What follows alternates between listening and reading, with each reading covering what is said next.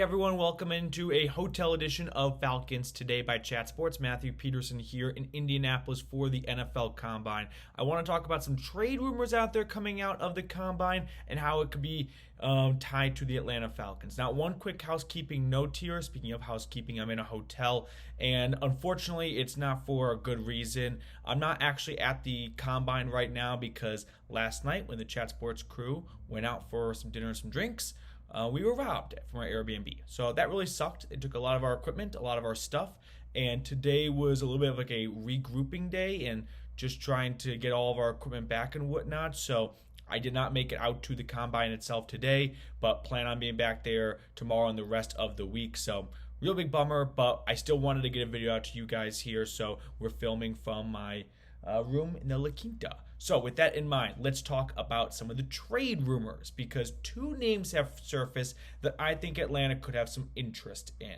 Now, it's still important to remind you guys the Falcons only have 5 picks to work with in the draft, so they can't be throwing around picks left and right, which will make trade and negotiations a little bit tough, but they could offer up future draft capital.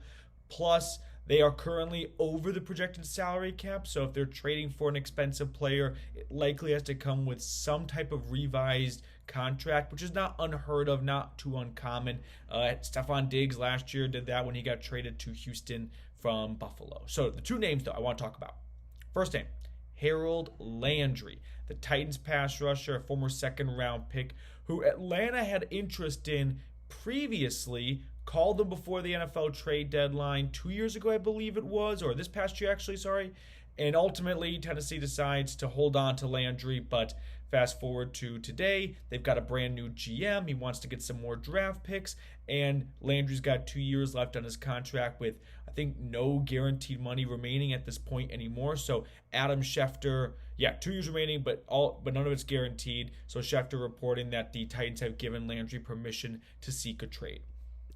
I think the Falcons should absolutely pursue Landry. He's coming off a 9-sack campaign, started all 17 games, so plenty of durability, plenty of availability coming off, an ACL injury not too long ago. Missed all of 2022 when he tore his ACL right before the season started.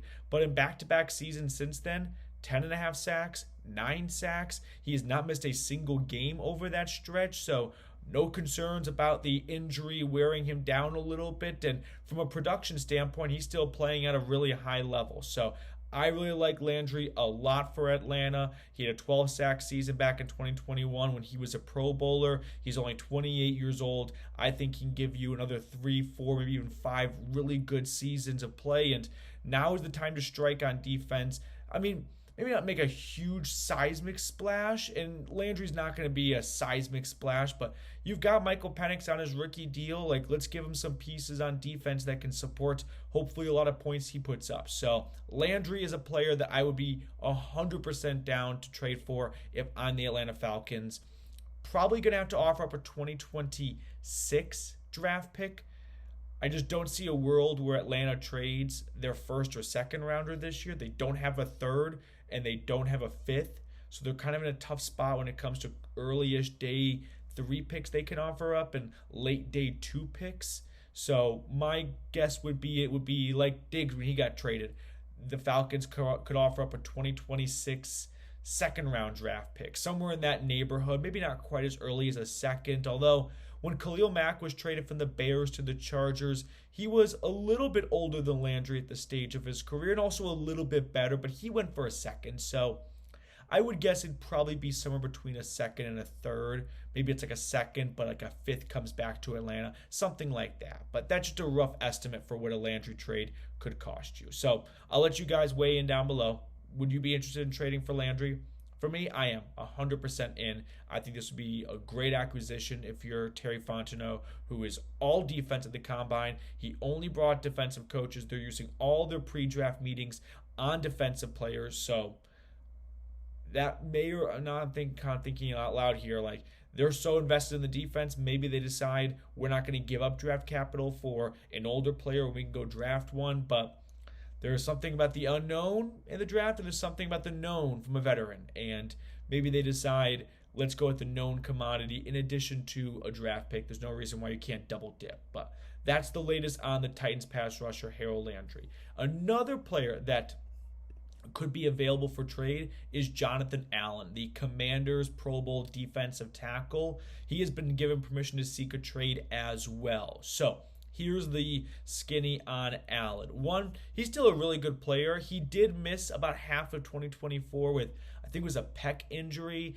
He made a return at the very end of the season for the playoffs, but that was the first time he'd really missed meaningful time since his rookie season when he only played 5 games. So before the injury in 2024, we're looking at someone who was always available, who was pretty much always healthy and a routine starter for them. I mean, he's played 109 career games and he has started 108 of them. So a frequent flyer in the starting department, 2-time Pro Bowler. The reason why the Commanders are interested in trading Allen away is they've got 2 younger players at that same spot. Daron Payne, who they gave a nice contract extension to 18 months ago or so. And then they drafted Johnny Newton. Remember him last year from Illinois? I really liked him for Atlanta. They went with Rook. Well, they got him, so they've got 2 younger, cheaper options at that position, and it looks like they want to go with the more of a youth movement and move on from the 29-year-old DT, who, I mean, has been a really good player for the Commanders when it comes to versatility. He's lined up all over that defensive front, from interior guy to a defensive end, which I think could benefit the Falcons, right? Trying to find some versatility, especially with a bit of a new DC and a new DC and a bit of a new scheme coming to ATL. Maybe they decide to stray a little bit away from a 3-4 defense and get closer to that Ryan Nielsen 4-3 defense. And if that's the case, you're going to want a versatile guy like Allen who can play defensive end, he can play defensive tackle. And while he may not be like a surefire, elite pass rusher, that's perfectly fine. That's not his number one job. He's put up good numbers throughout his career, 9 sacks. I mean, it's definitely gone down the last couple of years. 9 sacks, 7.5, 5.5, 3 sacks. So just a pretty notable decline, but I still think he could be a productive player for a team. I think the decline is probably big enough for me not to go trade no matter what to get him. I wouldn't go that far.